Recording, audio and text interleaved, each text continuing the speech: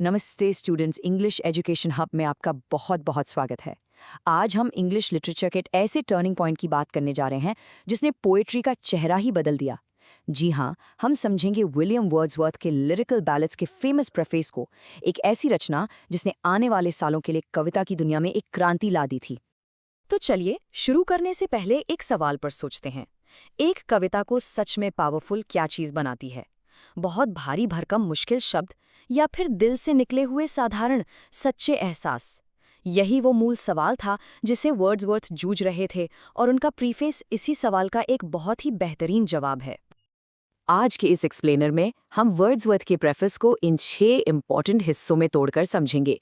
एक poetic revolution से शुरू करके आम आदमी की भाषा, कवि की नई परिभाषा, कविता बनाने के 4 स्टेजेस, उसका असली मकसद और आखिर में नियो क्लासिसिज्म और रोमांटिसिज्म के बीच का फर्क। तो ये है हमारा आज का रोड मैप।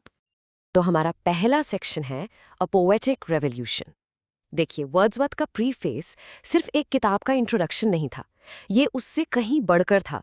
ये इंग्लिश रोमांटिसिज्म का एक घोषणा पत्र, एक मैनिफेस्टो था, एक ऐलान था कि अब से कविता पहले जैसी नहीं रहेगी। तो बात है 1802 की।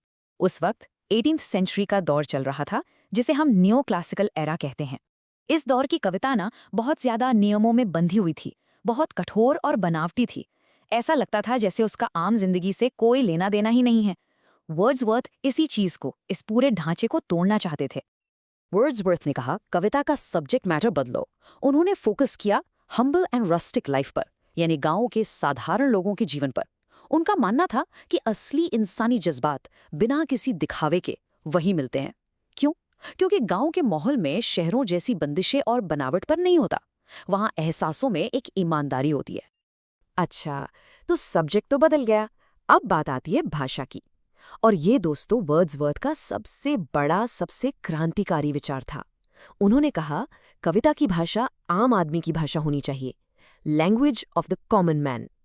उन्होंने हर तरह के बनावटीपन को रिजेक्ट कर दिया। इसको समझने के लिए पहले पोएटिक डिक्शन को समझना जरूरी है। ये क्या था? ये एक बहुत ही सजावटी, ऊंची और बनावटी भाषा थी, जिसका इस्तेमाल नियो क्लासिकल कवि करते थे ताकि उनकी कविता ज्यादा साहित्यिक यानी लिटरेरी लगे। मतलब आसान सी बात को भी इतने घुमा फिराकर और मुश्किल शब्दों में कहना कि आम आदमी को समझ ही ना आए। चलिए इस स्लाइड में इन दोनों का अंतर बिल्कुल साफ साफ देखते हैं। एक तरफ है नियो क्लासिकल पोएटिक डिक्शन, जो बनावटी है, सजावटी है और असली बोलचाल से कोसों दूर है। और दूसरी तरफ है वर्ड्सवर्थ की आइडियल भाषा, जो सिंपल है, असली है, a selection of language really used by main, यानी आम लोगों द्वारा इस्तेमाल की जाने वाली भाषा। वर्ड्सवर्थ ने तो यहाँ तक कह दिया कि कविता और प्रोज यानी गद्य की भाषा में कोई खास अंतर होना ही नहीं चाहिए। ये उस वक्त के लिए बहुत बड़ी बात थी।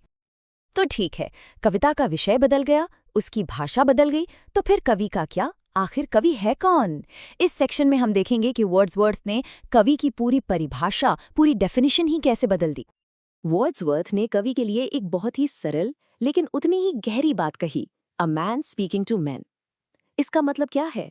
इसका मतलब है कि कवि कोई देवता नहीं है, कोई आसमान से उतरा फरिश्ता नहीं है। वो बस एक इंसान है जो दूसरे इंसानों से बात कर रहा है, अपने दिल की बात, अपने एहसासों को उनके साथ बांट रहा है। बिल्कुल सिंपल। हाँ, वर्ड्सवर्थ ने ये जरूर माना कि कवि में कुछ खास बातें होती हैं। वो एक आम इंसान से थोड़ा ज्यादा संवेदनशील यानी सेंसिटिव होता है। उसके अंदर जोश और कोमलता थोड़ी ज्यादा होती है। उसे इंसानी फितरत की गहरी समझ होती है। और सबसे इम्पॉर्टेंट, वो एक अनुवादक, एक ट्रांसलेटर की तरह काम करता है, जो हम सबके आम एहसासों को खूबसूरत शब्दों में पिरोता है। अच्छा, तो हमने कवि को समझ लिया, लेकिन एक कविता बनती कैसे है? क्या बस कलम उठाई और लिखना शुरू कर दिया? नहीं, वर्ड्सवर्थ के अनुसार इसका एक पूरा प्रोसेस है। चलिए उस प्रोसेस को समझते हैं। ये डेफिनेशन, इसको आप बिल्कुल अपने दिमाग में बिठा लीजिए। Poetry is the spontaneous overflow of powerful feelings. It takes its origin from emotion recollected in tranquillity. इसका मतलब है कि कविता शक्तिशाली एहसासों का एक स्वाभाविक उबाल है। लेकिन ये उबाल आता कहाँ से है? ये आता है इमोशन रिकलेक्टेड इन ट्रैंक्विलिटी से। मतलब जब आप शांति के पलों में अपने पुराने एहसासों को याद करते हैं, तब कविता जन्म लेती है। और इसी डेफिनेशन से निकले हैं ये 4 स्टेजेस, जो आपके एग्जाम्स के लिए सुपर इंपॉर्टेंट है। स्टेज 1 ऑब्जर्वेशन, आप किसी घटना या एहसास को अनुभव करते हैं।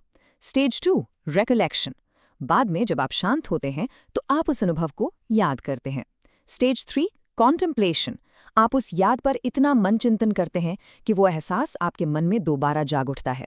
और आखिर में स्टेज 4 कॉम्पोजिशन, जब उस जागे हुए एहसास के साथ एक कंट्रोल के साथ कविता लिखी जाती है। पर आखिर इतनी मेहनत क्यों? कविता की जरूरत ही क्या है? इसका मकसद क्या है? वर्ड्सवर्थ के लिए कविता सिर्फ टाइम पास या मनोरंजन नहीं थी। उसका एक बहुत ही गहरा, एक बहुत ही जरूरी उद्देश्य था। कवि का लक्ष्य होता है एक ऐसा आनंद देना जो गहरा हो, जिससे पाठक यानी रीडर अपने आप को ब्रह्मांड की सुंदरता से जुड़ा हुआ महसूस करे। वर्ड्सवर्थ को लगता था कि मॉडर्न इंडस्ट्रियल लाइफ हमारे दिमाग को सुस्त यानी लेथार्जिक बना रही है, और कविता का काम उस सुस्ती को तोड़कर हमारे मन और हमारी इंद्रियों को, हमारे सेंसेस को जिंदा रखना है। चलिए अब हम अपनी आखिरी सेक्शन पर आ गए हैं। यहाँ हम नियो क्लासिसिज्म यानी वर्ड्सवर्थ से पहले का दौर और वर्ड्सवर्थ द्वारा शुरू किए गए रोमांटिसिज्म के बीच के इस बड़े बदलाव को आमने सामने रखकर समझेंगे। ये कंपैरिजन आपके एग्जाम्स के लिए बेहद जरूरी है। इस टेबल को बहुत ध्यान से देखिए। सब्जेक्ट, नियोक्लासिज्म में विषय होते थे राजा महाराजा, बड़े बड़े हीरो और शहरी समाज।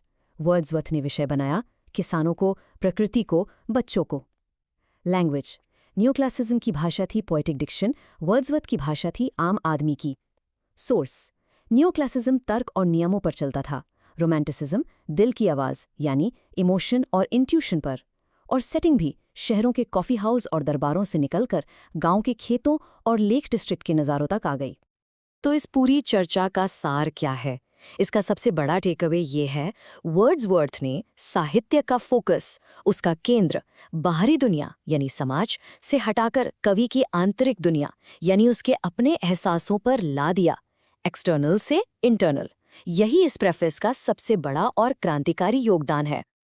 और अब जाते जाते आपके लिए एक सवाल छोड़कर जा रहा हूं। आज सोशल मीडिया और आर्टिफिशियल इंटेलिजेंस के जमाने में, जहां हर कोई अपनी बात कह रहा है, हर कोई एक कंटेंट क्रिएटर है, क्या वर्ड्सवर्थ का ये विचार कि कवि a man speaking to men है, पहले से भी ज्यादा रेलेवेंट, पहले से भी ज्यादा मायने नहीं रखता? इस पर जरूर सोचिए। अगर आपको इंग्लिश लिटरेचर पर ऐसी ही डिटेल्ड एक्सप्लेनर्स पसंद है तो हमारे चैनल को सब्सक्राइब करना ना भूलें। इस वीडियो को देखने के लिए आपका बहुत बहुत धन्यवाद। मिलते हैं अगली वीडियो में।